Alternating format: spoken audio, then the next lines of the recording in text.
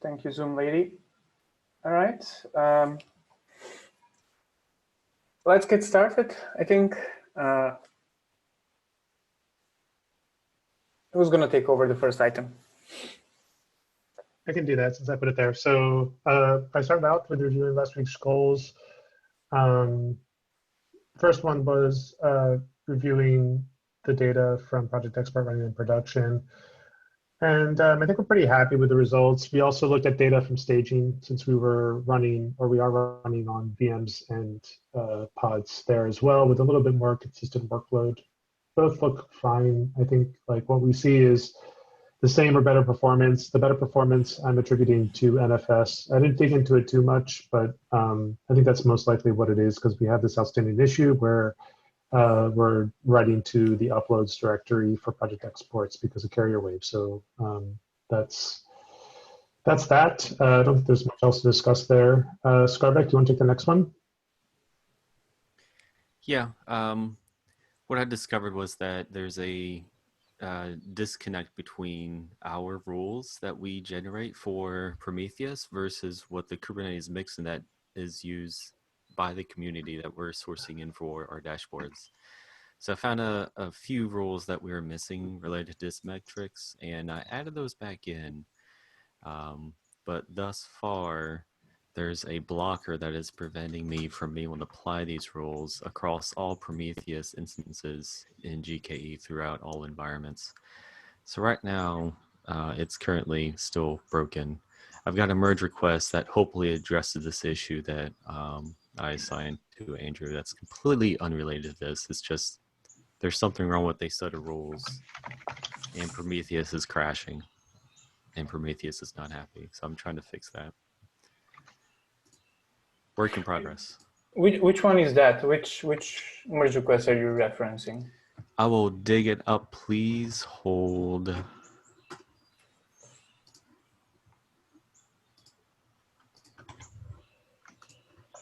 I'll drop it in here.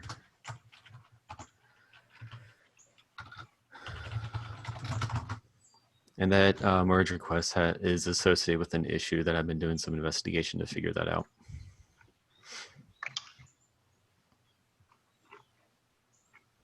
Okay.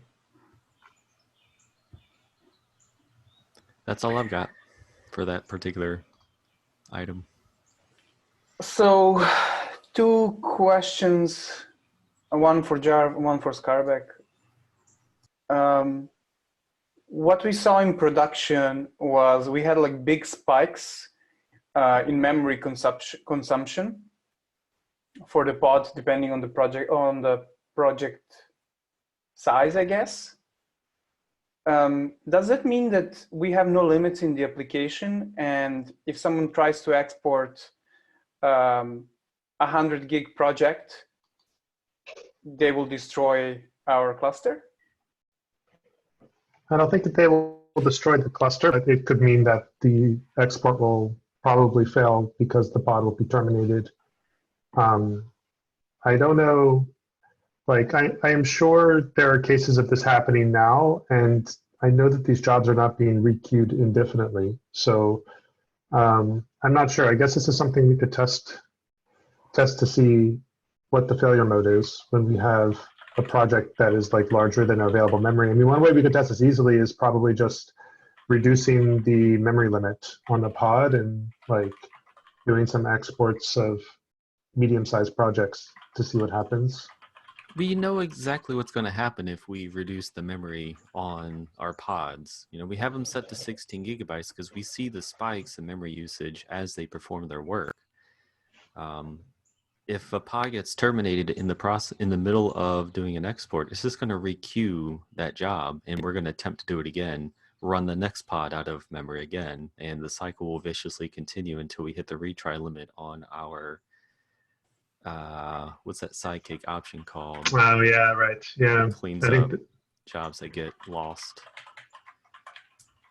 So you think it'll be like three retries and then we'll be precisely. It'll, you know. I don't know. I don't think there are any. I mean, we could add limits to the exporter for project size because we have a lot of projects out there that are larger than the current project limit. See, what I'm concerned about here is that it's different when we have VMs versus auto-scaling, where we could have the abuser start up 100 export jobs for projects that are 100 gigabytes in size, and they can cause our autoscaler to kick in continuously for a long period of time and starve out everything else that we have in the queue. Not starve out, sorry, block everything else that we have in the queue.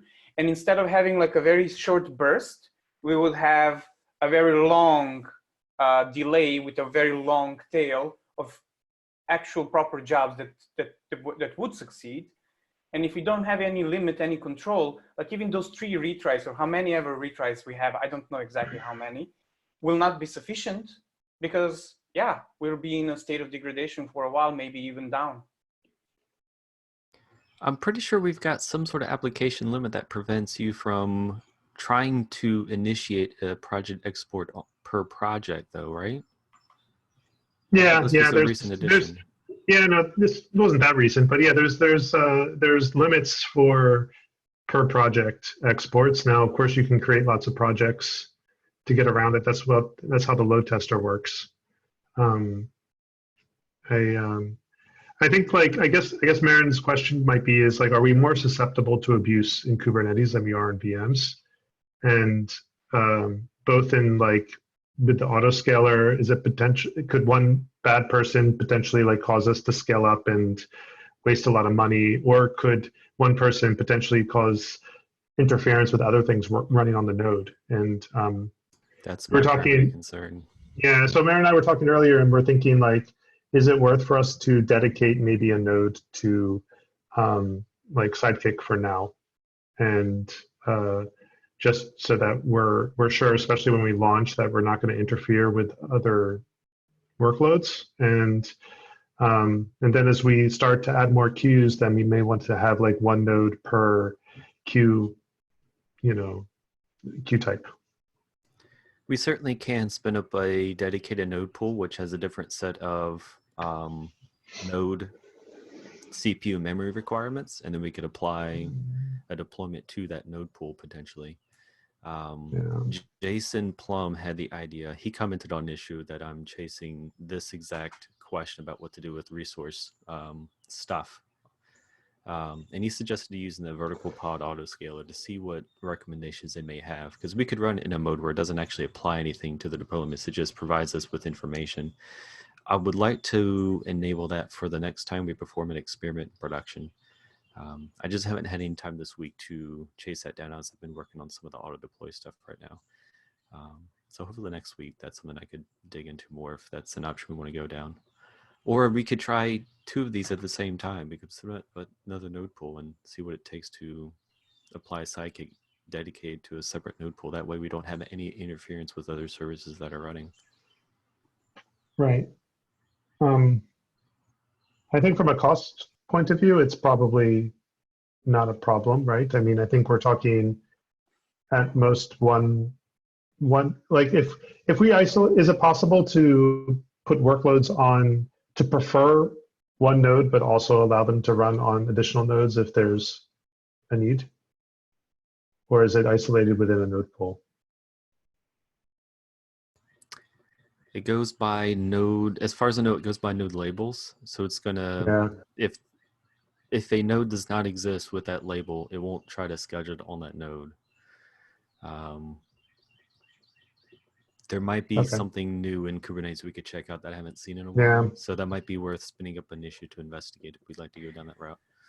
I would rather focus on optimizing, controlling the blast radius, because that actually has potential more of a money impact than like nodes booting up and spending some money, or rather spending some cycles that will spend some money for us. Because being down actually costs us more money, or being in a disrupted state costs us more money. And then we can, like, once we have a grasp on that, we can focus on how do we optimize the cost as well. Right. Like, none of these things are actually for me a blocker at the moment, but we are already in a blocked state. So given that we are in a block state, I would like to see that we are thinking about this in this pause, so to speak. Yeah. Yeah, I mean, I think having a dedicated node pool for Sidekick probably makes a lot of sense long term, and possibly even finer, like more granulated, like down to even, you know, workloads. But we could start with a dedicated Sidekick node pool and See its behavior. yeah. Cool. All right. I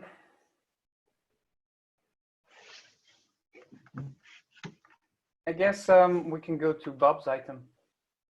Unless, Charles, you want to go first with the thing you put below? Turning down project export in staging.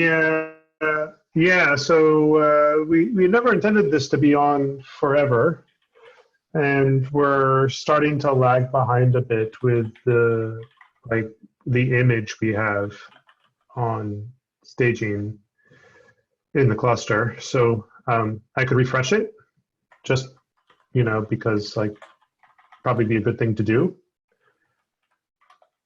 or we could turn it down. I don't want to turn it down. I want to keep this going. So let's upgrade the image. We've got the tagging working in CNG, so you should be able to pull the latest tag and utilize that one and just upgrade the environment. When you say we have the tagging working, but we're not actually tagging with auto deploy yet, right? We're not. We're tagging the images with auto deploy. Helm chart not yet. So you should be able to pull the latest CNG image and just upgrade manually that poor little file and deploy it that way. So we're tagging. So part of auto deploy is now tagging CNG. Yes. Right. Go to distribution, you'll see continuous flow tags there. Right. Oh, right. Right. Yes. Okay. Yeah. Okay. Then I'll update the image and we'll keep it running. Bob, I think it's time for you to take your item. So we're bumping the priority on some of the work to get Sidekick cluster ready for the charts. One of the things that John, you've commented on is like we plan on running a single Sidekick process inside a pod. Is that the right way to go? How do we know? Have we tested multiple Sidekick processes like without changes to Sidekick cluster and just putting Sidekick cluster in there, or like is that not a way to go? No one's tried Sidekick cluster because the chart doesn't support it yet. It did upping the concurrency of, you know, Sidekick, just running Sidekick with a higher concurrency, and it's not clear to me. I know that you know, this like creates, would have multiple threads to work on jobs, and I thought there would be some like concurrent job processing, but for project export it still was like one job at a time, not more than that. So I think to get more concurrency for project export within a pod, we would need to use multiple processes, and I don't think we want to do that. I think you would, Sidekick cluster is really just there to like map out the list of queues, and then it should basically spawn Sidekick, you know, with the not a concurrency, but number of child processes is one in Kubernetes. Like, I don't think we ever want to have like Sidekick cluster being a process manager inside Kubernetes. Like, that's a silly thing to do, right? Agreed. Yes. Silly. Yeah. Okay, so question, Andrew, since we are spawning this sidekick command, could be the parent process, because I imagine that sidekick cluster would be the parent process. Then we have sidekick. So I was imagining like this, let's talk about it. The way I imagined it is, you know, we've got that open issue about the sidekick dry run. And instead of it just printing out the command, printing out like a bunch of stuff in JSON or whatever it is, it actually prints out the exact command, like sidekick, blah, blah, blah, blah, blah. And then there's some shell scripts or whatever you guys use in Kubernetes land. I guess it's just bin share. And it runs sidekick cluster you know, $Q selector or whatever, it gets back the command and then it literally does an exec to that. And so at the end of that boot sequence, all that's left is Sidekick. There's no intermediaries, you know, because the exec will replace bin share with the Sidekick process. So there's nothing in between in that process tree, right? It's just Sidekick and Kubernetes. Is the goal to replace the process wrapper that we currently utilize in our image? I would imagine so, but I don't know anything about that process wrapper. The process wrapper is just there to tail some log files. Right. And I guess that one Sidekick. would probably stay there. Yeah. So that would be process one in that case, if that stays there. Yeah, yeah. Because if it's tailing logs and stuff, then we need to kind of carry on doing that. So yeah. So just to update what I said earlier, we would get the command, we would spawn Sidekick, but we wouldn't exec it. So process one would still be whatever it is at the moment. So that would work for one process on Sidekick, right? Not exactly multiple processes. Yeah. Okay. Yeah, you'd only do that inside like Kubernetes land, because then it gives us the mapping functionality and stuff, but it doesn't get in the way, because obviously if we run process one, Sidekick cluster, and then Sidekick, there's just more things that can kind of go wrong, you know? Yeah, I was just trying to clear out that we are going to use that just for one process, not trying to spin multiple processes without a parent process like Sidekick cluster. But yeah, that's clearer now. So that means that the issue I linked there, make Sidekick cluster emit a startup command option, is actually a blocker for you to continue work on getting the new stuff running in Kubernetes. I think so. You mean the Helm charts thing, right? Yeah, so the thing that needs to be like part of the Helm chart that needs to support Sidekick cluster, and that's going to use a dry run to get the command to actually run inside a pod. Right. Yeah, we could think as a blocker, this as a blocker, because we want to simplify before using Sidekick cluster, but not really sure if that's a real problem, or it's just more like simple to use like that. Just to return the Sidekick. Right. So you could just have Sidekick in between. So you could have Sidekick cluster in between, and then optimize it by getting rid of Sidekick cluster. Exactly. Yeah. I guess it depends on, like, I can't imagine the dry run option will be complicated to.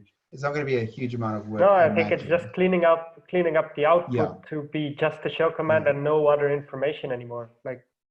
Yeah, maybe we could first step just using Sidekick cluster, like with the parent and child thing, and then we replace by the dry run afterwards. But yeah. Are you going to be doing both of the? No, Sean's got this assigned to him. So yeah, I mean, it's up to you whichever way you want to do it, I guess.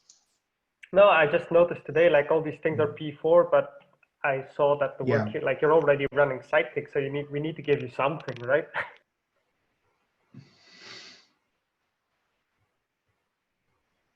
Okay, but both are necessary, not necessary blockers, but both need to be done. Yeah, exactly. We can run this on GitLab.com production.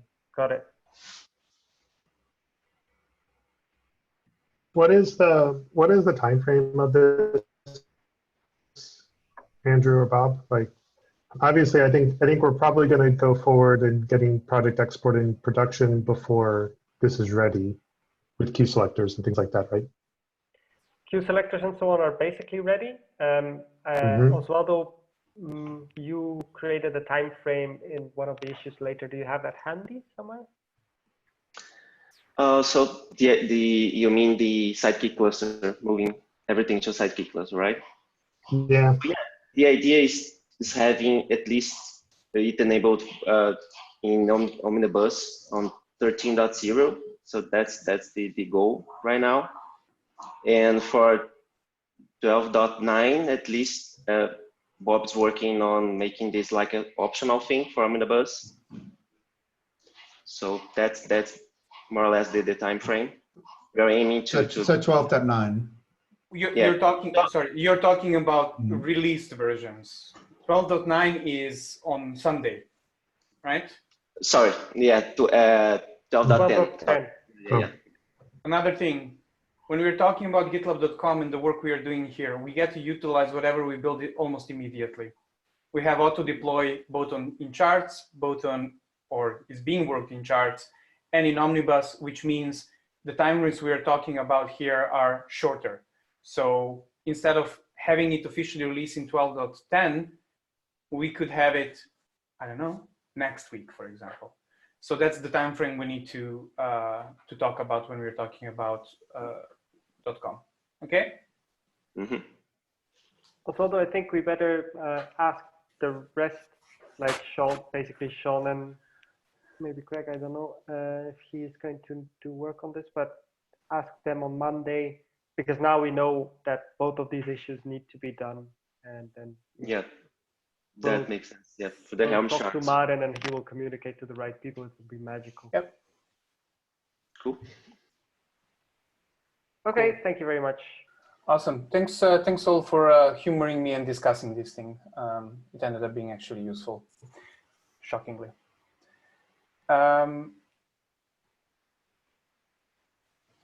right, I wanna go over the status if no one minds. When I say the status, I mean the status of the project of migrating project export in production to Kubernetes. I'm going to start from bottom up. We see a list of issues here, but I want to start with this one.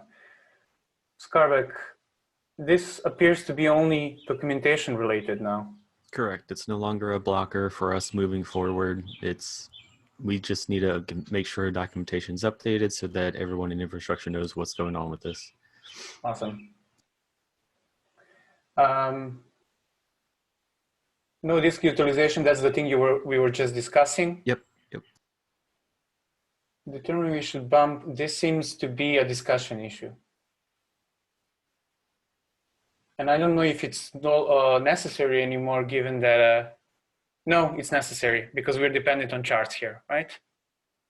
Yeah, so this was something I was testing in pre, and an upgrade after 25 minutes in that example was not yet complete.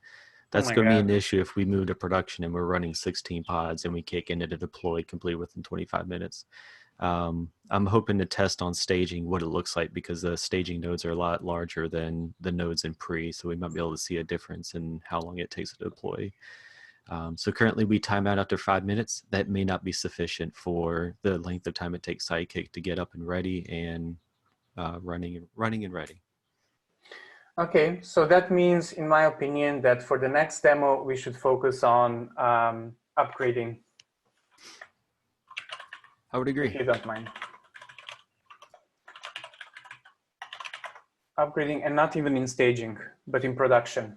So having something running in production, going into the demo, and then upgrading during the demo. Yeah, we could use our null queue situation and just test an upgrade. Production. All right. That's the time it takes for Sidekick to perform a deploy. That's what we just looked at, didn't we?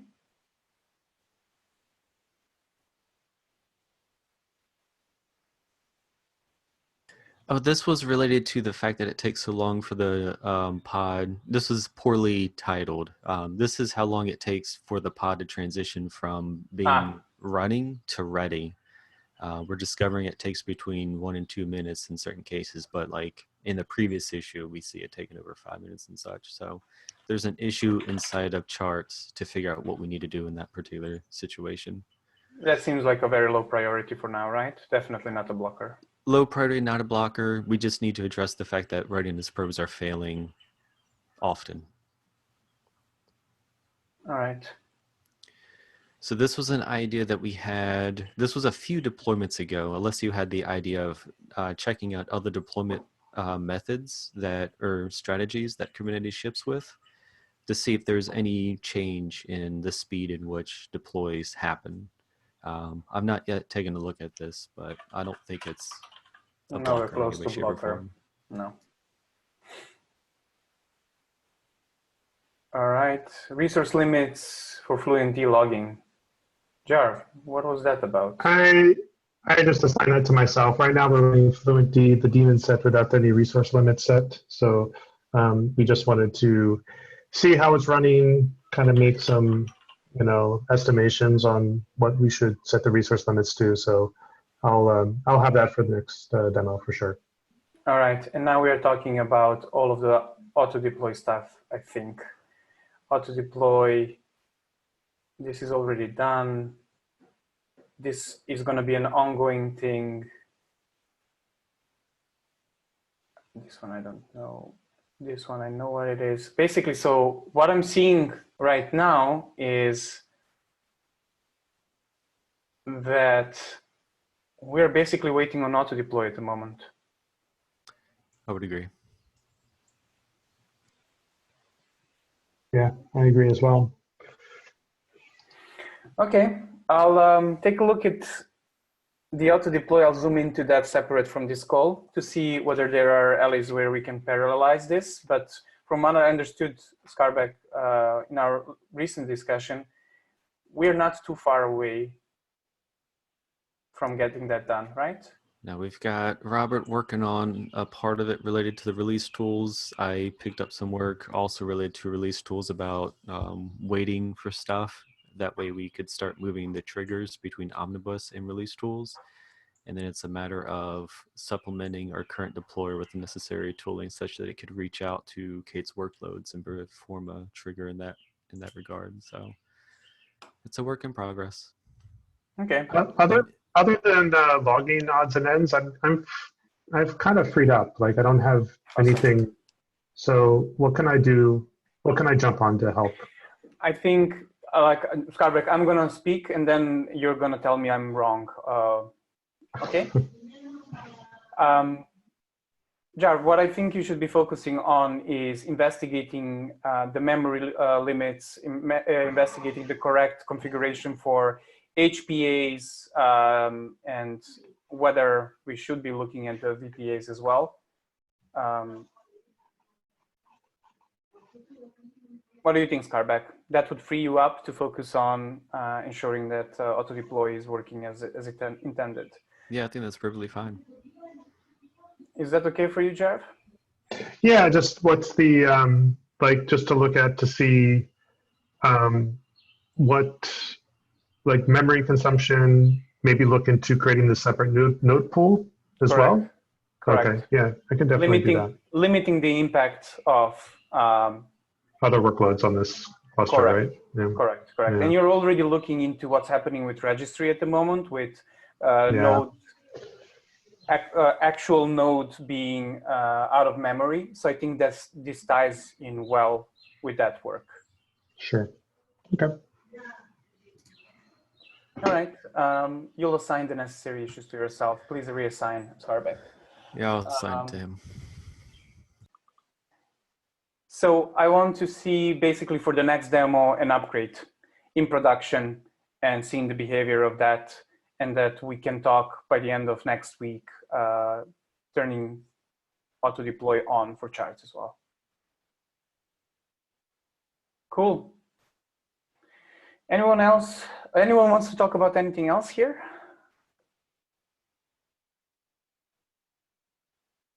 Cool. Well, I want to thank everyone for joining, including Scalability as well. This was useful. And I hope all of you have a good weekend. Bye.